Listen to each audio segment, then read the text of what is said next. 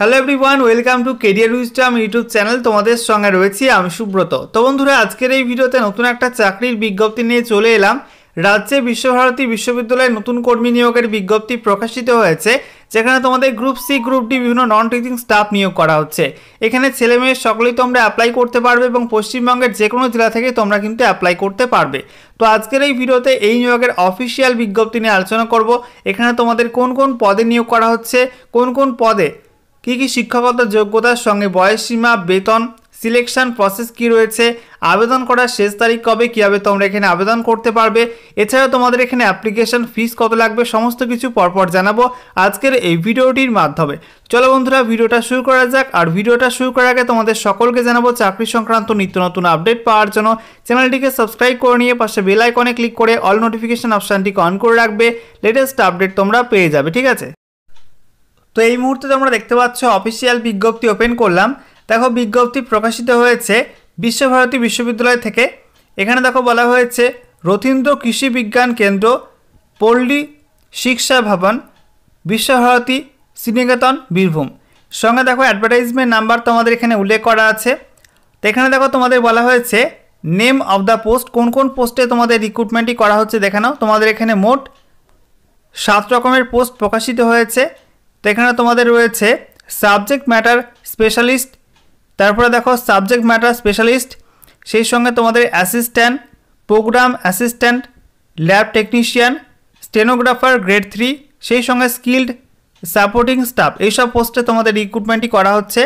তো দেখো তোমাদের এখানে বলা হয়েছে 7 number post skilled supporting staff.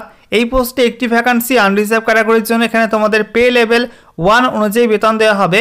এখানে শিক্ষাগত যোগ্যতা বলা হয়েছে মাধ্যমিক বা আইটিআই পাস করতে হবে বা সমতুল্য পরীক্ষায় তোমাদের পাস করতে হবে। সাথে বলা হয়েছে তোমাদের এখানে অফিসের কাছে এক্সপিরিয়েন্স থাকলে তোমরা এখানে অগ্রাধিকার পাবে। সেই সঙ্গে তোমাদের লোকাল ল্যাঙ্গুয়েজে দক্ষ হতে হবে, তাহলে তোমরা কিন্তু এখানে অগ্রাধিকার পেয়ে যাবে। পরবর্তী পোস্ট রয়েছে স্টেনোগ্রাফার গ্রেড 3। এই পোস্টে একটি ভ্যাকান্সি আনরিজার্ভ ক্যাটাগরিতে, যেখানে তোমাদের বলা হয়েছে পে লেভেল 4 অনুযায়ী তোমাদের বেতন দেওয়া হবে। এখানে শিক্ষাগত যোগ্যতা লাগবে তোমাদের যে কোনো স্বীকৃত বোর্ড থেকে উচ্চ মাধ্যমিক পাস করলে তোমরা এখানে অ্যাপ্লাই করতে পারবে। এখানে দেখো তোমাদের প্রফিসিয়েন্সি টেস্ট নেওয়া হবে, যেখানে বলা হয়েছে তোমাদের ডিকটেশন টেস্ট নেওয়া হবে ইংলিশ অথবা হিন্দিতে। তোমাদের এখানে 80 ওয়ার্ড পার মিনিট স্পিড থাকতে হবে, 10 মিনিট তোমাদের সময় থাকবে, ঠিক আছে? এবং সঙ্গে তোমাদের বলা হয়েছে কোনো একটা ম্যাটার ট্রান্সক্রাইব করতে হবে, যেখানে তোমাদের ইংলিশে 50 মিনিট সময় দেওয়া হবে এবং তোমাদের হিন্দির ক্ষেত্রে 65 মিনিট সময় দেওয়া হবে, ঠিক আছে? এছাড়া বলা হয়েছে অফিসের কাজে তোমাদের এক্সপিরিয়েন্স থাকলে এবং কম্পিউটারের কাজে তোমরা দক্ষ হয়ে থাকলে তোমাদের কিন্তু এখানে অগ্রাধিকার দেওয়া হবে। সঙ্গে তোমাদের কিন্তু লোকাল ল্যাঙ্গুয়েজে দক্ষ হয়ে থাকলে তোমরা এখানে অগ্রাধিকার পেয়ে যাবে। পরবর্তী পোস্ট রয়েছে প্রোগ্রাম অ্যাসিস্ট্যান্ট ল্যাব টেকনিশিয়ান। এই পোস্টে একটি ভ্যাকান্সি আনরিজার্ভ ক্যাটাগরির জন্য পে লেভেল 6 অনুযায়ী তোমাদের বেতন দেওয়া হবে।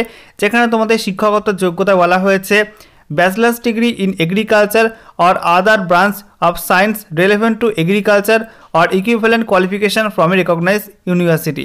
তো এই কোয়ালিফিকেশন তোমাদের লাগবে। সঙ্গে দেখো তোমাদের এখানে কিছু ডিজারেবল কোয়ালিফিকেশন উল্লেখ করা আছে। পরবর্তী পোস্ট রয়েছে অ্যাসিস্ট্যান্ট। এই পোস্টে একটি ভ্যাকান্সি আনরিজার্ভ ক্যাটাগরির জন্য, যেখানে তোমাদের পে লেভেল 6 অনুযায়ী বেতন দেওয়া হবে।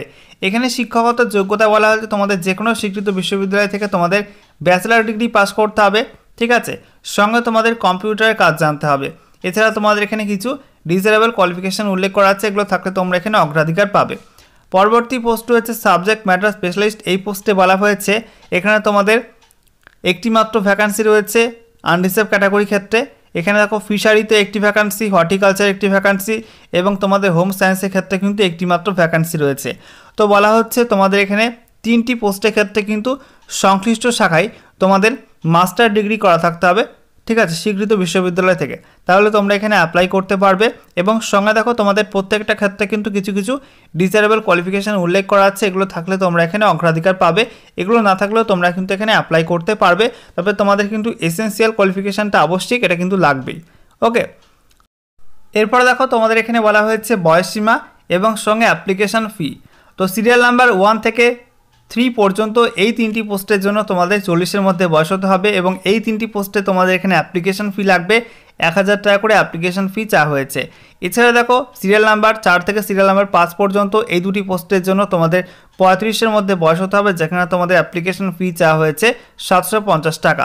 এছাড়া বলা আছে সিরিয়াল নাম্বার 6 এবং 7 এই দুটি পোস্টের জন্য তোমাদের 32-এর মধ্যে বয়স হতে হবে, যেখানে তোমাদের অ্যাপ্লিকেশন ফিস চাওয়া হয়েছে 500 টাকা। ঠিক আছে, এখানে বলা হয়েছে অ্যাপ্লিকেশন ফি তোমাদের জমা করতে হবে অনলাইনে। এসবিআইয়ের যে লিঙ্ক রয়েছে এই লিঙ্কে গিয়ে তোমাদের কিন্তু অনলাইনে অ্যাপ্লিকেশন ফিস জমা করতে হবে এবং অ্যাপ্লিকেশন ফিস পেমেন্ট করার পর যে রিসিভ কপি সেই রিসিভ কপি তোমাদের কিন্তু প্রিন্ট আউট করে রাখতে হবে এবং সেই রিসিভ কপি তোমাদের কিন্তু অ্যাপ্লিকেশন ফর্মের সঙ্গে বাই পোস্টে পাঠাতে হবে। ঠিক আছে, এবারে দেখো তোমরা এখানে অ্যাপ্লাই করবে কীভাবে, তোমাদের এখানে বলে দেওয়া হয়েছে তোমাদের অফলাইনে অ্যাপ্লাই করতে হবে। তার জন্য এই ফর্মটি দেওয়া হয়েছে। প্রথমে তোমরা এই ফর্মটি A4 সাইজের পেজে প্রিন্ট আউট করে বের করবে, তারপরে তোমাদের ফর্মটা ফিল আপ করতে হবে। ঠিক আছে, ফর্মটা ফিল আপ করার পর তোমাদের এখানে বলা হয়েছে ফর্মের সঙ্গে সমস্ত গুরুত্বপূর্ণ ডকুমেন্টের জেরক্স কপি তোমরা সেলফ অ্যাটেস্টেড দেবে, সঙ্গে অ্যাপ্লিকেশন ফিস পেমেন্ট করার যে রিসিভ কপি সেটা কিন্তু দিয়ে দেবে। ঠিক আছে, এবং তোমাদের এখানে বলে দেওয়া হয়েছে তোমরা অ্যাপ্লিকেশন ফর্ম পাঠিয়ে দেবে কোন ঠিকানায় দেখে নাও। এখানে বলা হয়েছে The application forms duly completed in all respect should reach to the principal, তো এখানে দেখো to the principal, Palli Siksha Bhavana, Visvabharati, post office, Sriniketan, district Birbhum, pin 731236 West Bengal, এই ঠিকানায় তোমাদের পাঠাতে হবে। এবং বলা হয়েছে তোমাদের অ্যাডভার্টাইজমেন্ট অর্থাৎ এই বিজ্ঞপ্তি প্রকাশের তারিখ থেকে তোমাদের কিন্তু আগামী 30 দিনের মধ্যে অ্যাপ্লিকেশন ফর্ম এই ঠিকানায় পাঠাতে হবে বাই পোস্টের মাধ্যমে। তো এখানে দেখো তোমাদের বিজ্ঞপ্তি প্রকাশিত হয়েছে 20/12/2023 তারিখে। ঠিক আছে, তো 20/12/2023 থেকে তোমাদের 30 দিন হিসাব করলে কিন্তু ফর্ম ফিল আপের লাস্ট ডেট দাঁড়ায় তোমাদের 19 জানুয়ারি 2024। ঠিক আছে, 19/1/2024 এই তারিখের মধ্যে তোমাদের কিন্তু অ্যাপ্লিকেশন ফর্ম এই ঠিকানায় পাঠাতে হবে।